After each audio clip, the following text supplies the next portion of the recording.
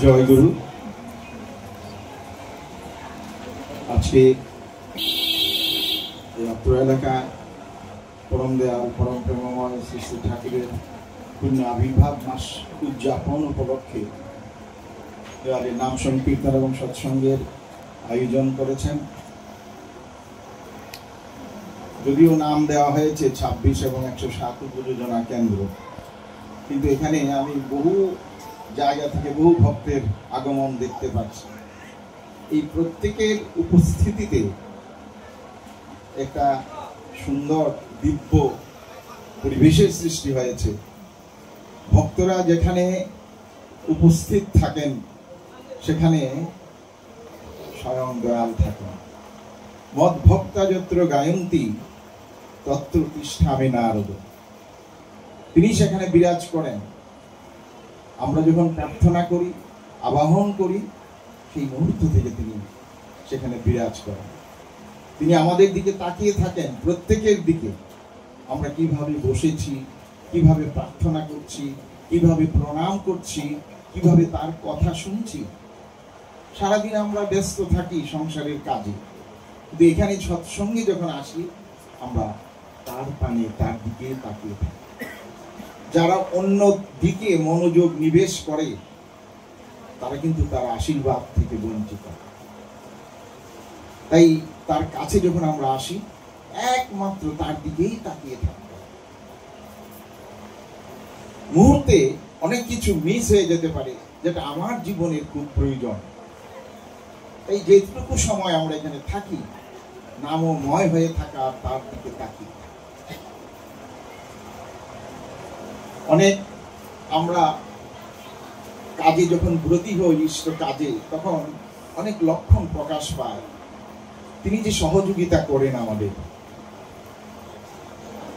আমার একটা ঘটনা মনে পড়ছে, দীপক ভাই যখন বলছিল যে একটা প্রজাপতি এসে এখানে বসেছিল। এমনিতে তো আসে না। প্রজাপতি একটা শুভ লক্ষণ। যেখানে শুভ কাজের আয়োজন হয় সেখানে তার আগমন ঘটে। তার আগমন মানে কি, তার মধ্য দিয়ে ঠাকুর আসেন, অনেক ইঙ্গিত দিয়ে যান।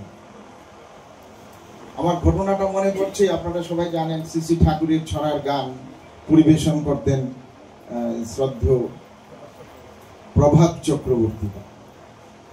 উনি একবার দেওঘর থেকে বাঁকুড়া যাবেন সৎসঙ্গে যোগদান করতে। তো তখনকার সময়ে তো ফোন ছিল না, যোগাযোগ ব্যবস্থা খুবই দুর্বল ছিল। তিনি সেখানে গেছেন, বাঁকুড়া স্টেশনে নেমে যে গ্রামে যাবেন লোককে জিজ্ঞাসা করে সেই গ্রামের উদ্দেশ্যে রওনা হলেন। বাড়ি চেনেন না, যার বাড়িতে যাচ্ছেন তাকেও চেনেন না। তো তিনি স্টেশন থেকে নেমে সেই গ্রাম কোন দিকে সেটা জিজ্ঞাসা করে ওইদিকে রওনা হলেন। সেই গ্রামে গিয়ে এখন কোন দিকে যাবেন, বিশাল বড় গ্রাম। তিনি ভাবছেন, নাম করছেন। তিনি দেখলেন একটা কুকুর এসে তাকে চারিদিকে ঘুরছে, তারপর ঘেউ ঘেউ করে সামনের দিকে যাচ্ছে। তো তিনি দাঁড়িয়ে আছেন, কুকুরটা আবার ঘেউ ঘেউ করল। তো তিনি ভাবলেন কুকুরটা কি বলতে চাইছে বুঝতে পারছি না, তার পিছু আমি যাই, পিছু পিছু। তিনি পিছু পিছু গেলেন, আবার দাঁড়ালেন, কুকুরটা আবার ঘেউ ঘেউ করল, চলতে শুরু করলো। তিনিও কুকুরের পেছন পেছন যেতে যেতে সেই বাড়িটার সামনে, যে বাড়িটা সৎসঙ্গ, সেই বাড়িটার সামনে গিয়ে কুকুরটা বসে পড়েছে। তিনি ভাবলেন এখানে যখন এসেছি জিজ্ঞাসা করি কাউকে। জিজ্ঞাসা করতে বললো এই বাড়ি, যে বাড়ি আপনি খুঁজছেন এই বাড়িতেই, এখানে আজকে সৎসঙ্গ হবে। তিনি বাড়িতে ঢুকলেন। তো দাদার সঙ্গে কথাবার্তার সময় তিনি বললেন যে আমি একটা কুকুর আমাকে পথ দেখিয়ে নিয়ে এসছে, কুকুরটাকে আমি কিছু খাবার খাবার দেবো, তোমাদের ঘরে কি আছে দাও।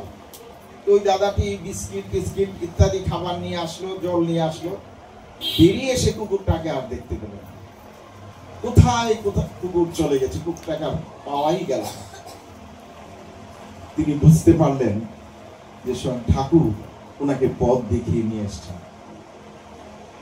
ঠাকুর এরকম তার কাজের সঙ্গে যখন আমরা যুক্ত থাকি তিনি আমার সঙ্গে থাকেন। তিনি আমার সঙ্গে থেকে আমাকে রক্ষা করেন, আমাকে যথা গন্তব্যে পৌঁছে দেন নির্বিঘ্নে।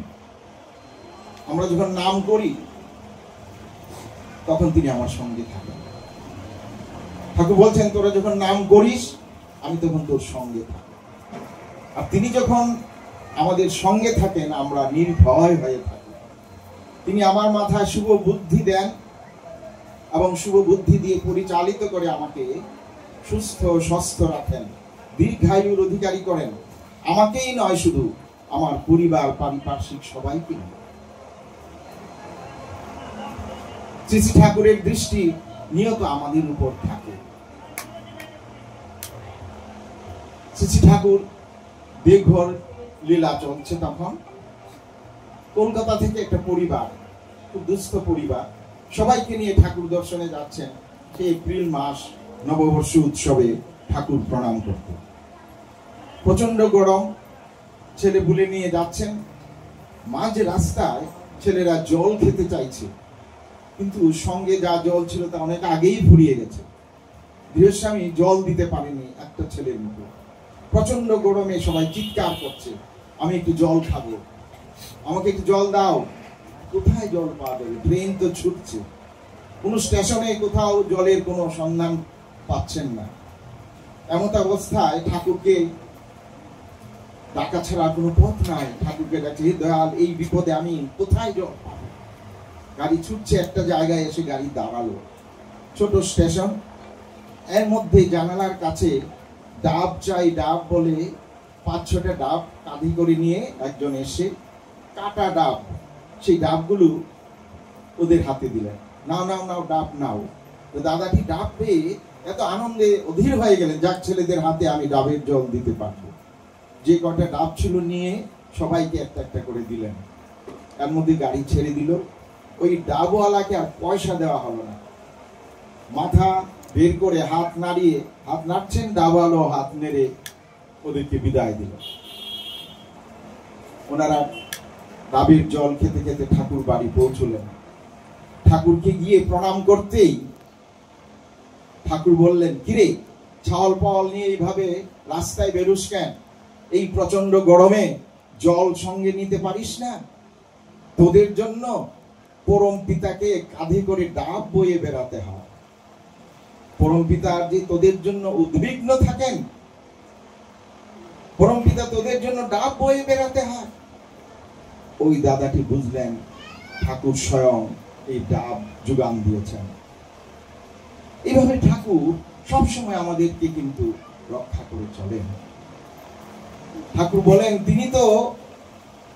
তিনি তোমায় ধরে আছেন একাল সেকাল সব কালে। তোমার ধরা হয় তখনই ভক্তিতে প্রাণ ঢেলে দিবে। আমাদের ভক্তি দিয়ে তার চরণ পূজা করা। চরণ পূজা মানে চলন পূজা।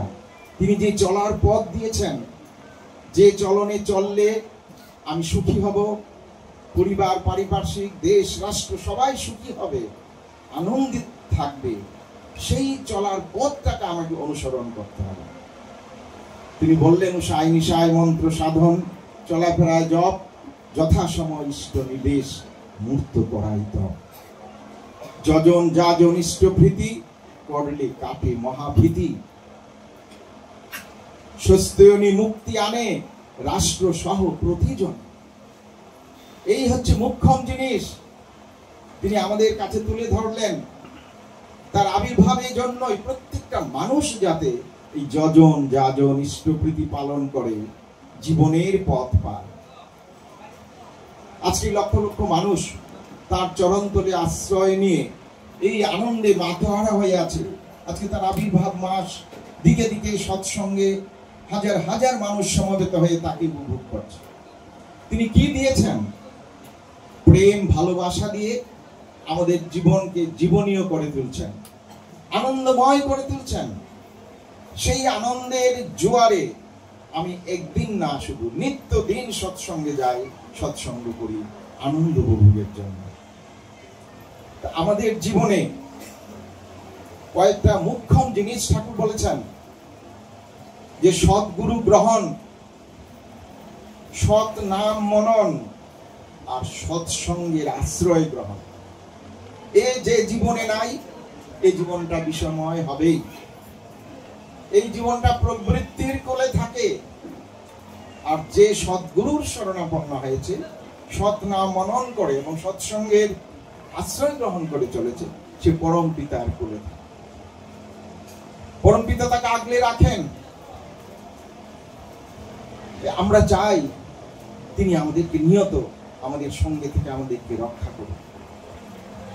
আমাদের কাজ হচ্ছে এই সদ্গুরুর শরণাপন্ন হওয়া এবং প্রত্যেককে পারিপার্শ্বিককে যাজন করে উদ্বুদ্ধ করে প্রত্যেককে তার সঙ্গে যুক্ত করে রাখা। আমি তো যুক্ত হয়েছি, কিন্তু যারা হয়নি তাদের দায়িত্ব আমার। একটা মানুষের যদি অকাল মৃত্যু হয়, একটা মানুষ যদি রোগগ্রস্ত হয়, একটা মানুষ যদি দুঃখে থাকে, তার জন্য আমি দায়ী। আজকে দেখা যাচ্ছে সমাজে ঘরে ঘরে অশান্তি, মানুষ মানুষকে নিয়ে, স্বামী স্ত্রী নিয়ে, ছেলে পুলে নিয়ে, শাশুড়ি পুত্রবধূ নিয়ে, ভাই ভাইকে নিয়ে। সেই জায়গায় কে শান্তি দেবে? কোনো চিকিৎসক নেই, কোনো শিক্ষক নেই, কোনো সরকারি ব্যবস্থা নেই। এই জায়গাটায় শান্তি দিতে পারে মানুষ। কারণ দুটো ইটের মাঝখানে যদি সিমেন্ট থাকে তবেই সেখানে জোড়া বাঁধে। সিমেন্ট একমাত্র জিনিস, এছাড়া এর মাঝখানে যত দামি জিনিসই রাখা হোক, এই দুটো ইটে জোড়া লাগবে না। মানুষে মানুষে এই আত্মার যে মিলন, সেটা একমাত্র হয় সৎ নামের দ্বারা এবং সৎসঙ্গের দ্বারা, সৎ আচরণের দ্বারা। আমরা যখন প্রত্যেক ইষ্টভৃতি করি, তখন সেই মানুষগুলির মধ্যে একটা প্রেমের বাঁধন সৃষ্টি হয়, একটা মধুর মিলন সৃষ্টি হয়। আর এই মধুর মিলনের পরিবেশ যে পরিবারে থাকে, এটাই স্বর্গ। স্বর্গ কোনো আকাশে থাকে না। কোথায় স্বর্গ, কোথায় নরক, কে বলে তা বহুদূর। এই মানুষের মাঝে স্বর্গ নরক, মানুষেতেই সুরাসুর। রিপুর কারণে যখনই মোদের বিবেক পায় গো লয়, আত্মগ্লানির নরক অনলে তখনই পুরিতা হয়। প্রীতি প্রেমের পুণ্য বাঁধনে যবে মিলি পরস্পরে, স্বর্গ আসিয়া দাঁড়ায় তখন মোদের এই করে। ঠাকুর চান তোমরা, বলেছেন তিনি তার বাণীতে, তোমরা প্রত্যেকে একটা আমার চলমান মন্দির হয়ে থাকো। তোমাদের প্রত্যেকের মধ্যে আমি লুকিয়ে থাকি, আমি লুকিয়ে থাকি প্রতি প্রাণে প্রাণে। তোমরা প্রত্যেকে একটা চলমান মন্দির। একটা মানুষ মন্দিরকে দেখলে যেমন প্রণাম করে, ভক্তি করে, শ্রদ্ধা করে, তুমি যখন যাবে মানুষজনে মনে করে একটা মন্দির যাচ্ছে। এত সুন্দর সুনিয়ন্ত্রিত একটা প্রেমিক মানুষ, তাকে দেখলে প্রণাম করে। মানুষজন তোমার কথায়, আচরণে, তোমার সঙ্গ সান্নিধ্যে এলে আশা, ভরসা, প্রেরণায় উদ্দীপ্ত হয়ে ওঠে, শান্তি পায়, আনন্দ পায়, প্রেমের ছোঁয়া পায়। তোমার কাছে যেন আমার স্পর্শ পায়। ঠাকুর এই কথা বলেছেন, যেই নাম করে, যে তার কথা, তার নির্দেশ পালন করে চলে, তার মধ্যে ঠাকুরত্ব জাগে। আর সেই মানুষটা যখন যেখানেই যায়, তার কাছে মানুষ ঠাকুরের স্পর্শ পায়, ঠাকুরের ছোঁয়া পায়। মানুষের হৃদয় নেচে উঠে তাকে পেয়ে। স্বর্গ পেয়েছি মনে হয়। ঠাকুর বলছেন তোমরা যেই দিকে যাবে, প্রত্যেক সৎসঙ্গীর কথা বলেছে, তোমরা যেই রাস্তা দিয়ে যাবে, সেই রাস্তার ধুলি নিয়ে মানুষ মাথায় স্পর্শ করবে, মাথায় ছোঁয়াবে। কারণ তোমরা প্রত্যেকে একটা দেবতা। দেবতা মানে দীপ্তিমান পুরুষ, দীপ্তিমান নারী। একটা মানুষ দীপ্তিমান তখনই হয় যখন মানুষ নাম করে। নামের যে তাপ সৃষ্টি হয় শরীরে, সেখানে আলোক সৃষ্টি হয়, তার শরীর থেকে সে আলোক বিচ্ছুরিত হয়। সেই আলোকটা হচ্ছে সত্তা সম্বর্ধনী আলোক। সেই মানুষটা যার কাছে যাবে, তার ভেতরটা সত্তা সম্বর্ধনী প্রেরণায় উদ্বুদ্ধ হয়ে উঠবে, পরম পিতাকে গ্রহণ করার জন্য তার আকুপাকু হয়। আমরা দেখি বহু জায়গায় একটা মানুষকে যাজন করে চলে এসছে, দীক্ষা হয়নি, কিন্তু সেই মানুষটা এই যে যাজন শুনেছিল, তার ভিতরে আন্দোলন সৃষ্টি হয়। একদিন, 2 দিন, 7 দিন পরে হলো এসে হাজির হয়, আমি ঠাকুরের সৎনাম গ্রহণ করি। একদিন আমার বাড়িতে অরুন্ধতিনগর থেকে একটি মা এবং একটি দাদা হাতে লণ্ঠন নিয়ে প্রচন্ড শীতে আমার বাড়িতে এসে দরজায় টোকা দিয়েছে। দরজা খুলে দেখি তারা, বলে, দাদা আমরা ঠাকুরের দীক্ষা নেব। ঠাকুরের যাজন করেছিলেন আপনি। আমরা ঠাকুরের কথাগুলো শুনে সবসময় আমাদের মাথায় কেবল ওই কথাগুলি বাজছে যে সৎ দীক্ষা তুই এক্ষুনি নে, ইষ্টেতে রাগ সম্প্রীতি, মরণতরণে নাম জপে কাটেই অকাল জমভূতি। মাথা থেকে কথাটা সরছে না। আমি যত সময় যাচ্ছে দেখি দেরি হয়ে যাচ্ছে। তাই রাত্রেই আমরা হাঁটতে হাঁটতে চলে এসেছি অরুন্ধতিনগর থেকে। সেদিন শিবরাত্রি দীক্ষা হলো, তাদের পরম আনন্দে সকালবেলা। এই যে অবস্থা হয়, ঠাকুরের কাছে আসলে মানুষের জীবনে মুক্তি লাভ হয়। এই জন্য এই যে ডিপি ওয়ার্কের মাধ্যমে যারা দূরে আছে প্রত্যেককে ঠাকুরের চরণে আনার দায়িত্ব আমাদের। আমরা মানুষকে ভালোবাসা দিয়ে, প্রেম দিয়ে প্রত্যেককে তার কাছে নিয়ে আসবে। কেউ যেন দূরে না থাকে। ঠাকুর বলেছেন পৃথিবীতে যত আছে নগরাদি গ্রাম সর্বত্র প্রচারিবে সত্যনাম। আমাদের আশা ভরসা যে একদিন এই সৎসঙ্গীরাই মানুষকে পথ দেখাবে, বিশ্ব দুনিয়াকে পথ দেখাবে। আজকে সৎসঙ্গের যে রূপ দেখছি আমরা, শ্রী আচার্যদেব বলছেন যে সৎসঙ্গে ताकत ऐसा जोर से चल रहे हैं, ऐसा कोई ताकत नहीं जो इसको रोक सके। परम पिता की करम धारा इतना तेज से आगे बढ़ रहे हैं जो कोई ऐसा ताकत नहीं जो इसको रोक सके। ताकि কেউ রুখতে পারবে না। আসুন আমরা সবাই পরম পিতার চরণে নিজেদেরকে নিবেদন করে তার মনের মতো হয়ে আদর্শ জীবনের অধিকারী হয়ে উঠি। পারিপার্শ্বিক সবাইকে নিয়ে সুখী সমৃদ্ধ জীবনের অধিকারী হই। সবাই ভালো থাকবেন, সুস্থ থাকবেন, আনন্দে থাকবেন। জয় গুরু।